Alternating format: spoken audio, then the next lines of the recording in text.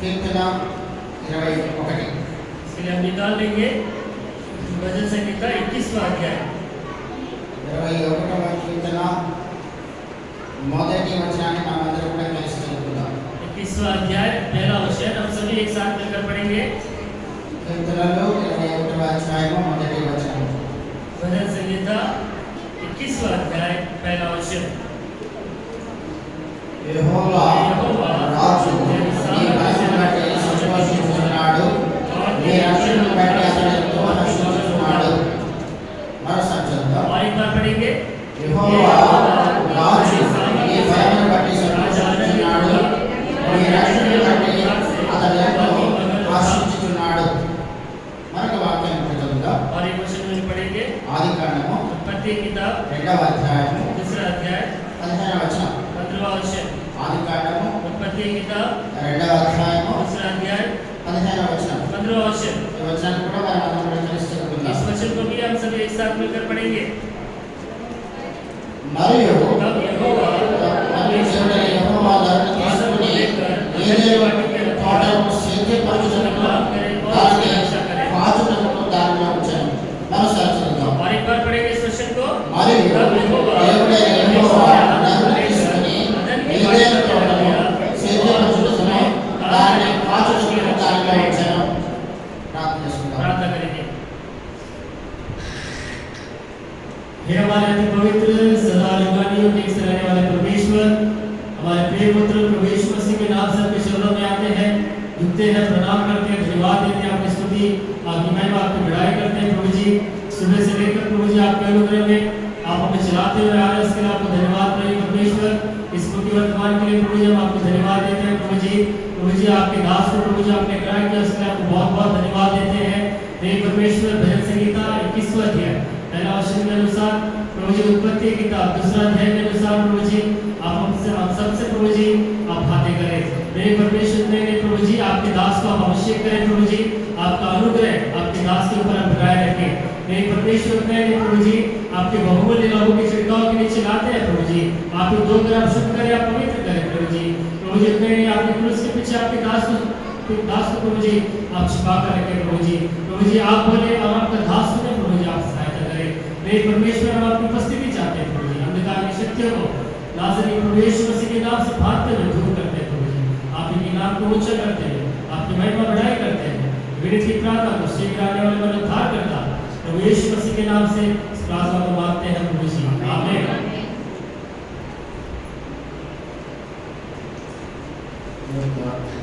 భాగంలో మనం చూసినటువంటి విషయాలను ప్రభు ధ్యానించుకోవడానికి సహాయపడగా हम जिन वचनों को हम देखे हैं, जिन वचनों को अध्ययन करने के लिए परमेश्वर हमारी सहायता करे. కీర్తనలు 21వ అధ్యాయము మొదటి వచనంలో మనం చూసినట్లయితే యెహోవా రాజు నీ బలమును బట్టి సంతోషించుచున్నాడు అని చెప్పి రాయబడింది. भजन संहिता 21वां अध्याय पहला वचन में लिखा गया है, ये यहोवा तेरी सामर्थ्य से राजा आनंदित होगा और तेरे किए हुए उद्धार से वो अति मगन होगा. నీ రక్షణను బట్టి అతడు ఎంతో హర్షించుచున్నాడు. तेरे किए हुए उद्धार से अति मगन होगा. కాబట్టి దేవుడు రాజు నీ బలాన్ని బట్టి మాత్రమే సంతోషించగలడు. क्योंकि परमेश्वर राजा से वो आनंदित होगा. అదే రీతిగా మనం చూసినప్పుడు 2వ భాగంలో చూసినప్పుడు నీ రక్షణను బట్టి అతడు ఎంతో హర్షిస్తున్నాడు. और दूसरे भाग में पढ़ते हैं और तेरे किए हुए उद्धार से वो अति मगन होगा. రాజులకు బలాన్ని ఇచ్చేవాడు కూడా ఆయనే. राजाओं को सामर्थ्य देने वाला परमेश्वर है వారిని బట్టి సంతోషించేవాడు దేవుడు. और उसके प्रति आनंदित होने वाला परमेश्वर है. ఆయన రక్షణను బట్టి ఆయన మనకి ఇచ్చినటువంటి రక్షణను బట్టి ఆయన ఎంతగానో హర్షిస్తూ ఉన్నాడు. और उसके किए हुए उद्धार से वो अति आनंदित होता है. అయితే మరి రక్షణ అన్నది చాలా జాగ్రత్తగా మనం కాపాడుకోవాల్సిన వారమే ఉన్నాం. क्योंकि जो उद्धार हमने पाया है उसे ध्यानपूर्वक से हमें संभालते हुए आना है. ఎందుకంటే అపవాది ఎవరిని వెలుగుదల అని గర్జించే సింహం వలె తిరుగులాడుతుందని వాక్యం గుర్తు చేస్తుంది. क्योंकि शत्रु जो शैतान गरजने वाले सिंह की तरह मैं किसे निगल होकर के घूमता फिर रहा है. ఎందుకంటే ఎంతో మరి ఆత్మ సంబంధమైన జీవితాన్ని జీవిస్తున్న వారు కూడా చాలా తంత్రముగా వారి జీవితాలలో అనేకమైన ఉపద్రవాలు తీసుకుని వచ్చి ఉన్నటువంటి ఆత్మీయ జీవితాన్ని వారి నుండి దూరపరిచి తన వశాన్ని చేసుకోవడానికి అపవాది ప్రయత్నం చేస్తుంటుంది. क्योंकि जो व्यक्ति जो आत्मिक रीति से आत्मिक जीवन बिता रहे हैं उन्हें भी जो शत्रु जो शैतान है जिनमें घुसता है और अपनी तरफ आकर्षित उन्हें खींच लेता है. కాబట్టి దేవుడైతే ఆయన మనకి ఇచ్చినటువంటి రక్షణ బట్టి ఎంతో హర్షిస్తున్నాడు. पर परमेश्वर उसी केवल उद्धार से वो अति मगन होगा. ఆది కాండంలో మనం చూసినప్పుడు 2వ అధ్యాయం 15వ వచనంలో చూసినప్పుడు దేవుడు మరి ఇక్కడ ఒక విషయాన్ని గుర్తు చేస్తున్నారు. पर उत्पत्ति किताब 2 अध्याय 15वां वचन में एक बात परमेश्वर याद दिलाता है. యెహోవా నరుని తీసుకుని ఏదెను తోటలో ఉంచినట్టుగా మనం చూస్తున్నాం. यहाँ पे यहोवा परमेश्वर ने आदम को अदन की वाटिका में रखा. దేనికని ఆయన తోటలో ఉంచారు? किस लिए परमेश्वर ने अदन की वाटिका में रखा? రెండు విషయాలు అక్కడ చెప్పబడ్డాయి. यहाँ पे 2 बातें कही गई है. ఏమిటంటే तो क्या है कहने पर మొట్టమొదటిగా దాన్ని సేద్యపరచుటకు, और पहली जो बात है वहाँ पे काम करने के लिए, సేద్యపరచడానికి, రెండవదిగా దాన్ని కాలుటకు దానిలో ఉంచారు. और दूसरे उसकी रक्षा करने के लिए. కాబట్టి అక్కడ దాన్ని సేద్యపరచవలసినటువంటి బాధ్యత ఆ యొక్క నరునికి ఉంది. क्योंकि वहाँ पे उस वाटिका में काम करने का हक उस मनुष्य को है. అదే రీతిగా దాన్ని కాపాడవలసినటువంటి బాధ్యత కూడా దేవుడు ఆ వ్యక్తికి ఇచ్చున్నాడు. और उसी प्रकार उसकी रक्षा करने का भी हक परमेश्वर ने उस व्यक्ति को दिया है. అయితే पर जो है ఇక్కడ మనం చూసినట్లయితే यहाँ पे जैसे हम देखे हैं, ఇక్కడ మనం 2 తిమోతి 3వ అధ్యాయం 5వ వచనం దయచేసి తీసుకొని చదవండి. यहाँ पे 2 तीमुथियुस 2 తిమోతి 3వ అధ్యాయం 5వ వచనం. 2 तीमुथियुस 3 अध्याय 5वां वचन. రైతు భక్తి గలవారివలె ఉండుటకు తన శక్తిని ఆశ్రయించని వారిపై ఉండును. ఇట్టి వారికి విముఖుడవై ఉండు. మొట్టమొదటిగా మనం భక్తిపరులుగా ఉండాలని ప్రభువు చేస్తున్నారు. देखिएगा, पहली बात यह है कि हम भक्ति के साथ हमें रहना है.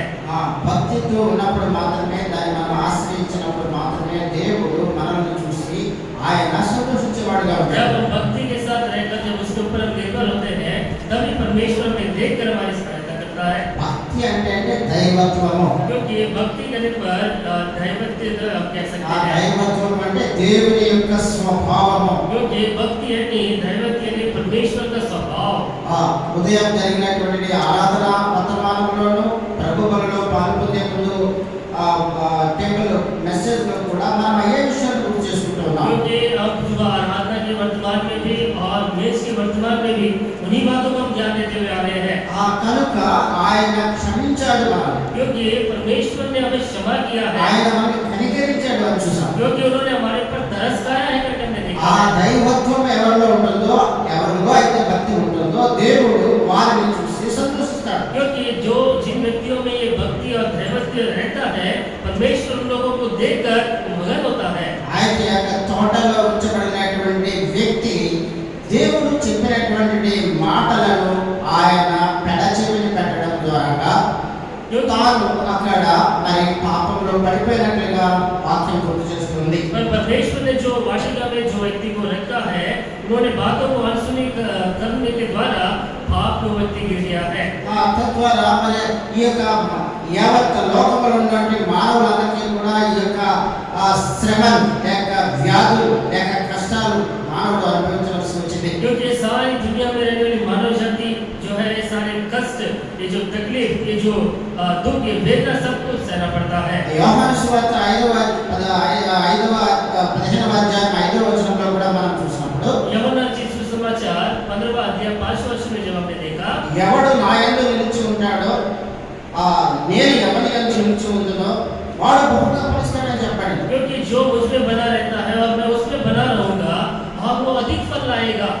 కాబట్టి మనము ఆయనలో నిలిచి ఉన్నప్పుడు क्योंकि जब हम उसमें हम बने रहेंगे ఆయన స్వభావాన్ని దైవత్వాన్ని మనము అలవర్చుకుని జీవించినప్పుడు जब उसके स्वभाव को उनकी आदतों को हम फैल कर जब हम जीवन बिताते हैं ఇక్కడ ఆయన చెప్పినటువంటి పని మనం చేయగలం. तभी हम उन्होंने जो काम हमें दिया है उस काम को हम कर पाएंगे. ఆ ఏదైనా తోటలో సేద్యపరచడము కాయడానికి ఆయన పెట్టినప్పటికీ కూడా तो अदर की वाटिका में काम करने के लिए उसकी रक्षा करने के लिए उन्हें रखने पर भी ఆయన పెడచెవి పెట్టడం వల్ల ఆ యొక్క తోట నుండి గెంటివేయబడ్డాడు. क्योंकि वो अनसुनी करने के द्वारा उस वाटिका के बाहर वो धक्का मारा गया.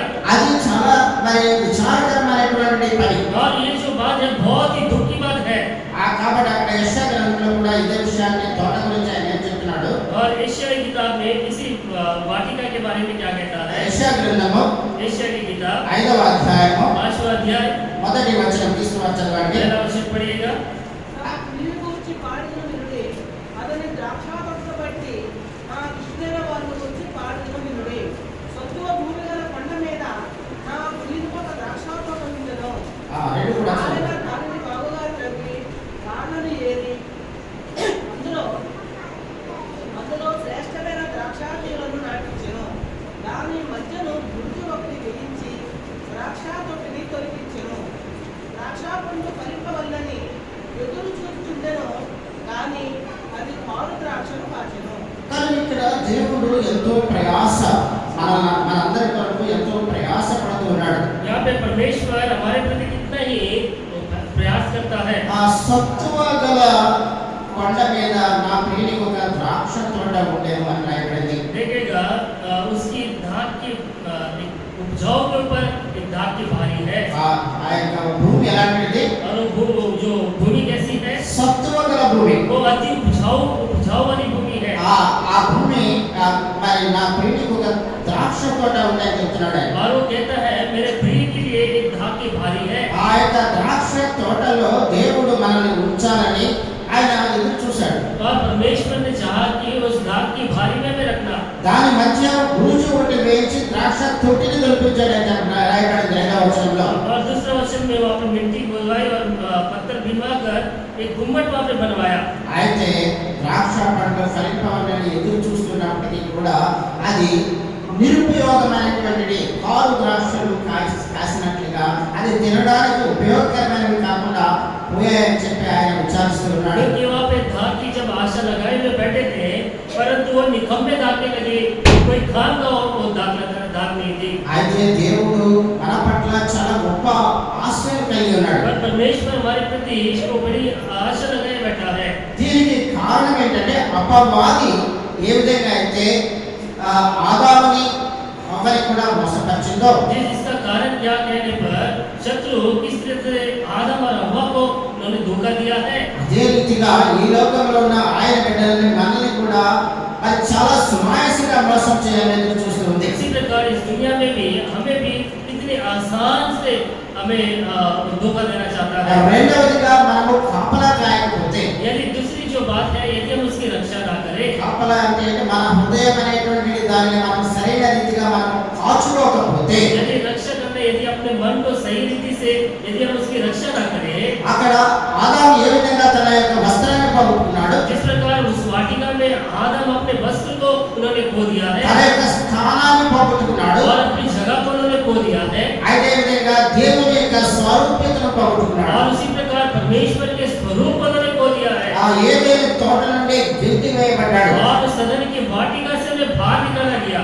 అంత కష్టమైనటువంటి పని మన మధ్య జరగకూడదని దేవుడు మన పట్ల దీర్ఘ శాంతం కలిగి ఉన్నాడు. क्योंकि इतनी तकलीफ की बात हमारे प्रति ना हो, इसीलिए परमेश्वर कितने और धीरजमंद है। ఎందుకంటే क्यों कहने पर ఇక్కడ యోహాను సువార్త 8వ అధ్యాయం 44వ వచనంలో చూసినట్లయితే, यूहन्ना की सुसमाचार 8वां अध्याय 44वां वचन में ఆయన హంతకుడు. ఎవరు హంతకుడు? అపవాది హంతకుడుగా మనల్ని ముట్టుకోవాలని ఎదురు చూస్తూ ఉన్నారు. क्योंकि शत्रु जो है वो हत्यारा है, वो हमें छूना चाहता है।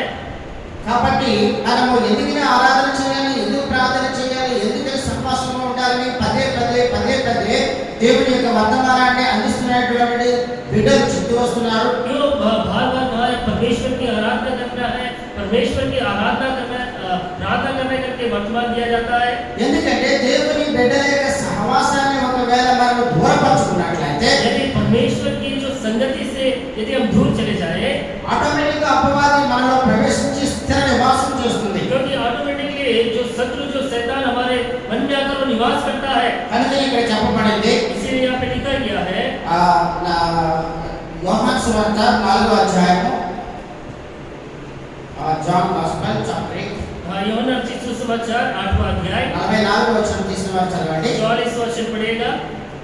మీరు నా బోధ ఉండనేరకుంటున్న వలనే కదా, మీరు మీ తండ్రి యొక్క అపోల్ సంబంధులు, మీ తండ్రి దురాశ నెరవేర్చబోతున్నారు. ఆది నుండి వాడు నరహంతకుడై ఉండి సత్యమంతుని వాని యందు సత్యమే లేదు. వాడు అబద్ధపడినప్పుడు తన స్వభావం అనుసరించి మాట్లాడును.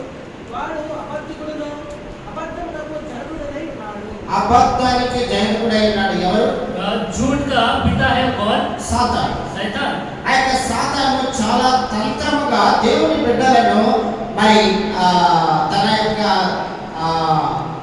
కార్యాలను మనలో ప్రవేశించి నెరవేర్చుకోవాలని ఎదురు చూస్తున్నాడు. शैतान परमेश्वर के बच्चों में प्रवेश करता है और वो अपने कामों को पूरा करना चाहता है। అందుకనే మనము ప్రభు వాక్యం చెప్పబడింది, మీరు నిరంతరము ఎడతెగక మీరు దేవుని యొక్క సహవాసములో, బిడ్డల యొక్క సహవాసములో ఉండండి. ఎడతెగక ప్రార్థన చేయండి, ఎడతెగక ఆరాధన చేయండి, సహవాసంలో ఉండండి.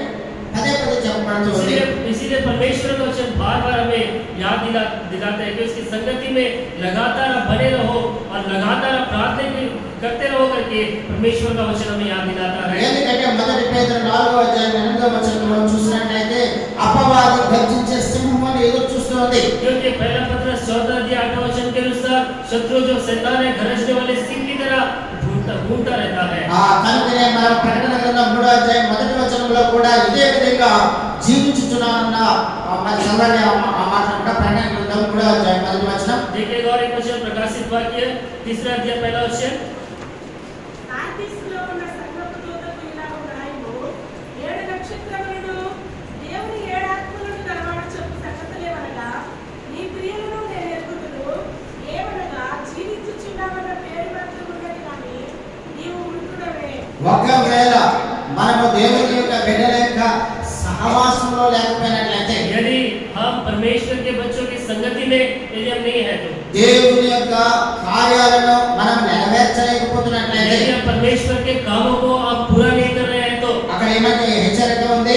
यहाँ पे क्या चेतावनी दी गई है? జీవించుచున్నావన్న పేరు మాత్రం ఉన్నది కానీ నీవు మృతుడవే. क्योंकि तू जीवित तो कहलाता है पर तू मरा है।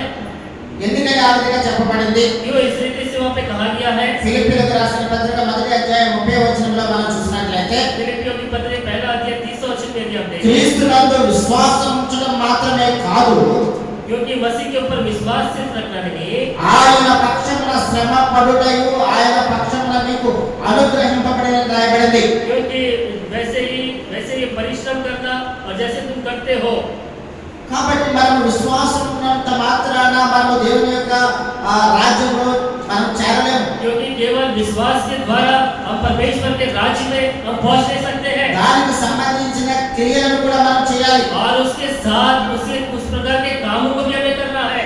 అలా ఉన్నప్పుడు ఈవెన్ మనం చూసినట్లయితే యోబు కూడా మరి అక్కడ సాతాను విడిచిపెట్టలేదని మనం యోబు చరిత్ర ద్వారా మనకు తెలుసు. क्योंकि हमें हम देख सकते हैं कि योग के चरित्र में भी शैतान ने अय्यूब को भी नहीं छोड़ा है। తన ఆరోగ్యం మీద అపవాది మరి దండయాత్ర చేసింది. क्योंकि उसके स्वास्थ्य के ऊपर भी शत्रु उसके ऊपर उसे तकलीफ देते తన थे యొక్క ఆస్తిని అతన్ని దూరం చేసింది. और उनकी जो संपत्ति सब कुछ उसे दूर कर दिया है। అతని యొక్క కుటుంబంపై అది ఒక గొప్ప నాశనాన్ని తీసుకుని వచ్చింది. और उसके परिवार के ऊपर बहुत बड़ा नुकसान को लाया है। అన్ని తీసుకొచ్చినప్పటికీ కూడా అతడు దేవుని కొరకు వైరాగ్యంగా నిలబడ్డాడు కనుకనే, क्योंकि सब कुछ उनके जीवन में आगे पर भी परमेश्वर के लिए धैर्य से खड़ा रहा।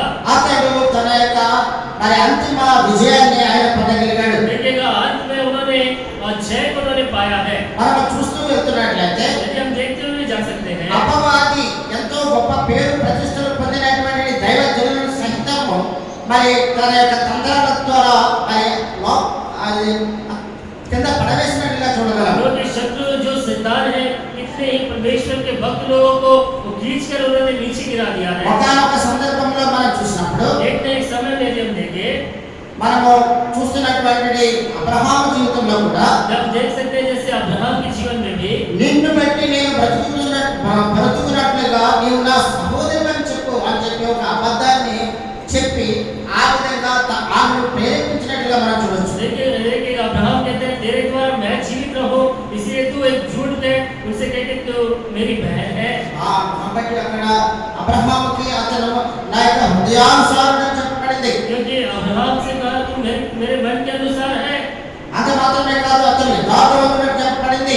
कि वो धर्मी है वहाँ पे कहा गया है। అయితే ఎప్పుడైతే ఒక మరి శోధన వచ్చిందో వెంటనే ఆయన భయపడిపోయాడు. लेकिन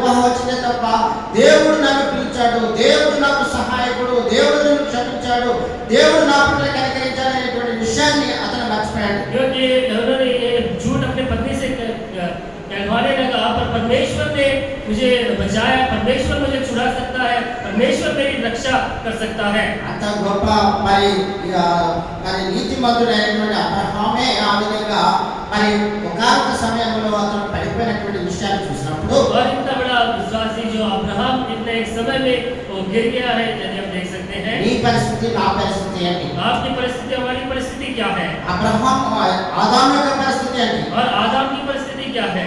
అదేవిధంగా మనం చూస్తూ వెళ్తున్నట్లయితే దావీదు కూడా దేవుడికి ఎంతో మరి ఇష్టానుసారుడైనటువంటి వ్యక్తిగా జీవించినప్పటికీ కూడా और दाऊद भी जो परमेश्वर के मन के अनुसार जीवन बिताने वाले व्यक्ति होने అతనిలో వచ్చినటువంటి కోరికను అనుసరించి బెత్షెబాతో చేసినటువంటి తప్పిదాన్ని అతను కప్పిపుచ్చడానికి అతని భర్తను కూడా ఉరియను కూడా మరి యుద్ధంలో ముందు వరుసలో పెట్టి అతన్ని చంపించినట్టుగా మనం చూస్తున్నాం. उसी प्रकार दाऊद भी उसके जो गलत है, जो पाप जो उन्होंने किया, उसके द्वारा उरिया की पत्नी को उन्होंने युद्ध में सामने रखकर जान से मरवा डाला।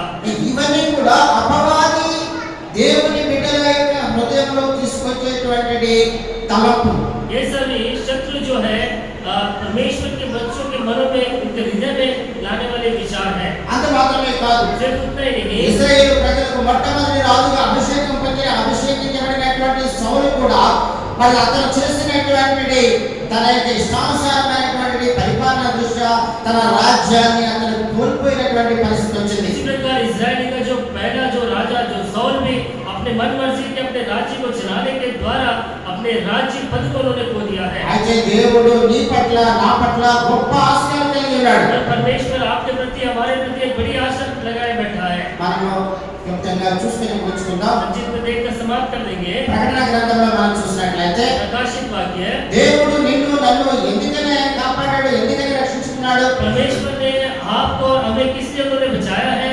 ఆ వాక్యం ఏమని చెప్పబడుతుంది? वचन क्या बताता है? ప్రకటన గ్రంథం प्रकाशित वाक्य 20వ అధ్యాయం 20वां अध्याय 6వ వచనం నుంచి చదవండి. 6वां वचन। ఈ మొదటి పునరుత్థానములో పాలుగలవారు ధన్యులు, పరిశుద్ధులై ఉందురు. ఇట్టి వారి మీద రెండవ మరణమునకు అధికారము లేదు. వీరు దేవునికి క్రీస్తుకు యాజకులై క్రీస్తుతో కూడా 1000 సంవత్సరములు రాజ్యము చేయుదురు. కాబట్టి మొదటి పునరుత్థానంలో పాలు గలవారు ధన్యులని పరిశుద్ధులై ఉంటారని రాయబడింది. लिखा गया है, धन्य और पवित्र वो है जो पहले पुनरुत्थान के भागी है। ఇట్టి వారికి రెండవ మరణానికి అధికారం లేదు. और ऐसों पर दूसरी मृत्यु का कोई अधिकार नहीं है। వీరందరూ కూడా దేవునికి క్రీస్తునకు యాజకులై క్రీస్తుతో కూడా 1000 సంవత్సరాలు రాజ్యాన్ని పరిపాలిస్తారని చెప్పబడింది. और ये सभी परमेश्वर और मसीह के साथ याजक होंगे और उसके साथ 1000 वर्ष तक वे राज्य करते रहेंगे। ఎవరెవరు ఆయనతో ఉంటారు? कौन कौन उनके साथ रहेंगे? మరి ఎవరైతే ఆ యొక్క మొదటి పునరుత్థానంలో పాలు పొందుతారో వారు. क्योंकि जो उस पहले पुनरुत्थान में जो भागी होंगे, కనుక ఆ విధంగా మనం దానికోసం ప్రయాసపడాలి. क्योंकि हम उस प्रकार उसके लिए हमें प्रयास करना है। కాబట్టి 21వ ప్రకటన గ్రంథం 21వ అధ్యాయంలో మనం చూసినట్లయితే प्रकाशित वाक्य 21वां अध्याय में మనం ఏ విధంగా సిద్ధపడి ఉండాలని చెప్పబడుతుంది. हमें किस रीति से हमें तैयार रहना चाहिए। రెండవ వచనంలో చూసినప్పుడు दूसरा वचन जब देखते हैं, నేను నూతనమైన యెరూషలేమును ఆ పరిశుద్ధ పట్టణము తన భర్త కొరకు అలంకరింపబడిన పెళ్లి కుమార్తె వలె సిద్ధపడి పరలోకమందున్న దేవుని యొద్ద నుండి దిగి వచ్చుట చూచుచుని అని రాయబడింది. लिखा गया है, मैंने पवित्र नगर नए यरूशलेम को स्वर्ग से परमेश्वर के पास उतरते देखा, वो उस दुल्हन के समान थी जो अपने पति के लिए श्रृंगार किए हो। కాబట్టి ప్రభువైన యేసుక్రీస్తు వారిని మరి మనం సంధించడానికి మనం సిద్ధపడి ఉండాలి. हम अपने प्रभु यीशु मसीह से मिलने के लिए हमें तैयार रहना है। తన భర్త కొరకు అలంకరించబడిన పెళ్లి కుమార్తె వలె సిద్ధపడి ఉండాలి. क्योंकि अपने पति के लिए दुल्हन जिस तरह से श्रृंगार की हुई है, वैसे हमें श्रृंगार किए हुए रहना है। అటువంటి వారికి ఎటువంటి ఆశీర్వాదాలు ఉన్నాయి? और ऐसे लोगों के लिए किस प्रकार की आशीषें हैं? దేవుని యొక్క నివాసము మనుషులతో కూడా ఉన్నది. ఆయన వారితో కాపురముండును, వారైన ప్రజల యందును దేవుడు తానే వారికి తోడై ఉండి వారికి తోడై ఉండును. देखिएगा, परमेश्वर का डेरा मनुष्य के बीच में है और उनके साथ डेरा करेगा। और वे उसके लोग होंगे और परमेश्वर उनके साथ रहेगा और उनका परमेश्वर होगा। దేవుని యొక్క నివాసము మనతో ఉంటుంది। क्योंकि परमेश्वर का जो डेरा जो हमारे साथ रहेगा, దేవుడు మనతో కాపురం ఉంటాడు। परमेश्वर हमारे बीच में निवास करेगा ఆయన వారందరూ కూడా ఆయన ప్రజలే ఉంటారు। और उनके लोग सब उनकी प्रजा रहेंगे। అంత మాత్రమే కాదు, सिर्फ उतना ही नहीं, దేవుడు తానే వారికి దేవుడై ఉండి వారితోనే ఉంటాడు। और परमेश्वर आप उनके साथ रहेगा और उनका परमेश्वर होगा। ఎవరికైనా తోడుగా ఉంటాడు। और वो किनके साथ रहेगा? దేవుడు చెప్పినటువంటి సమస్తమైన విషయాలను అనుసరించి భయభక్తులతో నడుస్తున్న వారి విషయంలో क्योंकि परमेश्वर जो बातें कहते हैं उसके अनुसार जो चलते हैं, जो भयभक्ति के साथ जो जीवन बिताते हैं, उनके साथ रहेगा। 4వ వచనంలో ఆయన చెప్పారు, चौथा वचन में कहता है ఆయన చేసే కార్యం ఇంకా ఏముంది? और उनके काम किस प्रकार के हैं? ఆయన వారి కన్నుల ప్రతి బాష్ప బిందువును తుడిచివేయను। देखेगा उनकी आंखों से सब आंसू पहुंच डालेगा। ఆయన ఇంకా ఆయన చెప్పినటువంటి గొప్ప ఆదరణ మీరు గమనించండి। देखेगा उन्होंने जो आदर की बात जो कही है उससे आप ध्यान दीजिएगा। ఆయన మన యొక్క మరి పాపాలను క్షమించడమే కాదు, सिर्फ वो हमारे पापों को ही नहीं क्षमा ఆయన करता, మన पట్ల కనికరించడం మాత్రమే सिर्फ కాదు, वो हमारे प्रति दया ही नहीं दिखाता, ఇంకా అనేకమైనటువంటి ఆశీర్వాదాలు ఆయన బిడ్డలకు ఆయన ఉంచాడు। क्योंकि बहुत सही कई आशीषें परमेश्वर के बच्चों के ऊपर उन्होंने रखी। ఆయనే మనతో ఉంటా అంటున్నాడు। क्योंकि वो खुद कहते हैं वो हमारे साथ रहेगा। కనుక మనకు ఎంత గొప్ప ధన్యత చూడండి। देखेगा हम कितने धन्य हैं। ఆయన మన యొక్క ప్రతి బాష్ప బిందువులను కూడా తుడిచివేస్తానంటున్నాడు। దుఃఖమైన, ఏడుపైన, వేదనైన ఇక ఉండదని చెప్తున్నాడు। देखेगा उनके आंखों से सब आंसू पहुंच डालेगा, ना दुख होगी, ना शोक होगा, ना विलाप होगा, ना पीड़ा। पहली बातें सारी बीत जाएगी। మొదటి సంగతులు గతించిపోయాను అని సింహాసనములో నుండి వచ్చిన గొప్ప స్వరము వింటినని చెప్పి ఇక్కడ యోహాను తెలియజేస్తున్నారు। पहली बातें सारी जाती रही, सिंहासन पर में जो बैठा है उसके शब्द सुना। ఇవన్నీ కూడా ఎవరికి ఇస్తానంటున్నాడు ఆయన? ये सब कुछ किसको देगा कहता है? 7వ వచనం చదవండి, ఇది సేమ్ చాప్టర్। इसी अध्याय के 7वें वचन को पढ़िएगा। జయించువాడు వీటిని సంతృప్తించుకొనును, నేను అతనికి దేవుడై ఉండును, అతడు నాకు కుమారుడై ఉండును। జయించువాడు వీటిని స్వతంత్రించుకున్నాడు। देखिएगा जो जय पाए हैं वही इन वस्तुओं का वारिस होगा। దాని కొరకు మనం ప్రయాసపడాలి। उसके लिए हमें प्रयास करना है తద్వారా మనము దేవునికి బిడ్డలుగా ఉంటాం। और उसके द्वारा हम बच्चे बेटे ఆయన మనకు తండ్రిగా ఉంటాడు। और वो हमारा पिता होगा। కాబట్టి ఈ గొప్ప ఆశీర్వాదాలు ఆయనను విశ్వసించి ఆయన వచనాన్ని అనుసరించి నడుస్తున్న వారి కొరకు దేవుడు దాచి ఉంచినటువంటి గొప్ప మేలు। उनके ऊपर विश्वास रखकर उनके वचन के अनुसार चलने वालों के ऊपर रखा हुआ बड़ी परमेश्वर का आशीष है। ఆ విధంగా నడిచి ఆ యొక్క దేవుడు ఇచ్చేటువంటి గొప్ప మరి కార్యాలను మనం పొందడానికి పవిత్రాత్మ దేవుడు నాకు మనకు అందరికీ కూడా దయచేయను గాక। इस प्रकार चलकर और उस आशीषों को पाने के लिए परमेश्वर आपको देकर आशीष करे। దేవుడి యొక్క వచనాన్ని ఆశీర్వదించును గాక। परमेश्वर इन वचनों को आशीष करे। మనం లేచి నిలబడి ఒక పాట